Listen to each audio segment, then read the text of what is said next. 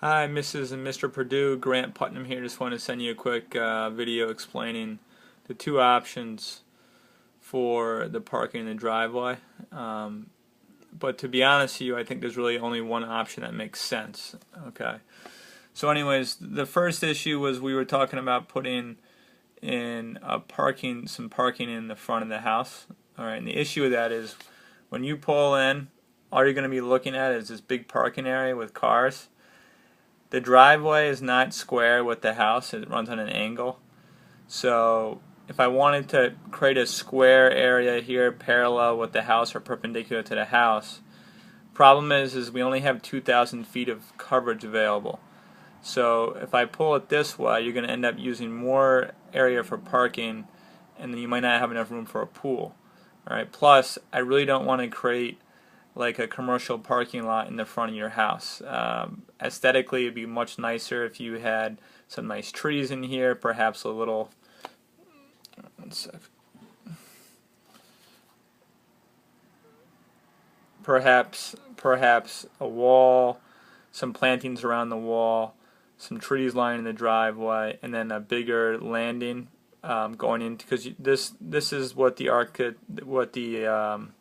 engineer had sent me for the original proposed house dwelling. Okay, but the walkway configuration would change as well, so it matches. The front steps are about 11 feet wide, so again you have a bigger landing in front of the steps, and this would all be kind of reworked, and that would be a really nice focal piece when you pull up your driveway, to have all this landscaping and not too much masonry, not too much walkway, not too much driveway. I really feel it's a mistake to try to put some parking on this side of the house. Number one, it's not parallel, it's not perpendicular, and the other issue is going to make it feel like a commercial lot. Okay. So then the better idea. I know you guys said that you had talked to the builder, and the builder had changed the configuration of the driveway a little bit for you.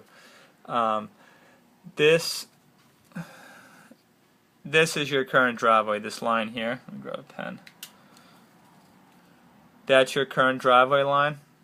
Okay, I'll send you this PDF as well so you have it.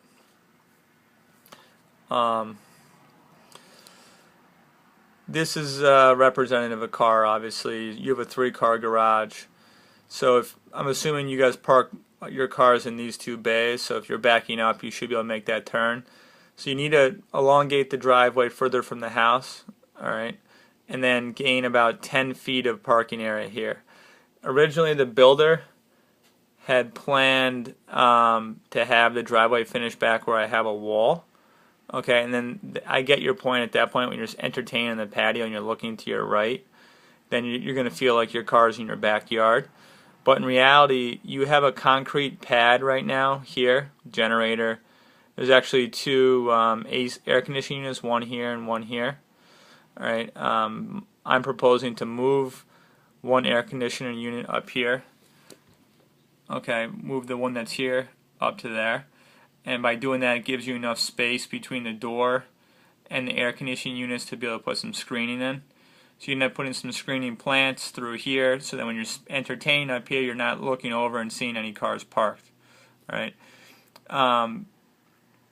So again, the concept would be to cut away roughly 3 feet of the concrete on this pad, and shorten the pad so you have more space between the door and the new edge of the concrete, which is this dotted line in here. All right, boxwood around there, and then you need. The thought is you have all these garbage cans. You could store them inside the open concrete pad, which this is rectangular dotted line. All right, that's what we did at Jason's house, Jason and Amanda's house, and that worked out really well. Then you can enclose that with a privacy fence you never see inside there. All right, and then the concept when you're pulling in the driveway is to see 4 trees, a 3-foot tall stone wall, hydrangeas in front of the stone wall, and then a low hedge of boxwood, a different type of boxwood, not American, but a dwarf type, much similar to the house that you mentioned to me, not right down the street from you. All right, and that would look really clean, really nice, and give you almost like a courtyard feel. Gives you room for two more parking spots, all right, and then also gives you, most importantly, room when you're backing out of your garage. You can back in if there's no one parked there. You could back into this space and pull out.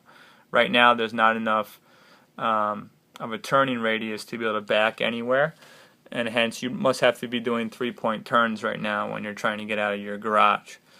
Okay. So if you decide to put a pool in the future, you'd have to put a fence topper on top of the wall. Okay. But if you decide not to do a pool, you could just leave the wall as it is. Okay. Then I had some ground cover in front of the green velvet boxes, but mostly this was just to give you a sense of what a potential aesthetic could be, something that would look really nice in this area. Put an arbor here, which is, you could grow some vines up the arbor going through the opening in the wall, stepping stones going through there. So this would be a functional area. You'd be using a lot less square footage. And right now the issue again is that you have limited amount of square footage for coverage available. Pool counts as coverage as well as your driveway counts as coverage. So this would be the most efficient use of your space. You're only using about 500-600 square feet of space, and you're getting a lot more turning radius and more parking by doing this. If you park over here, you're going to end up using almost half your available coverage, which could present an issue because even if you decide not to build a pool, you want to be able to sell your house in the future as having the capability of building a pool. So it's something else to think about.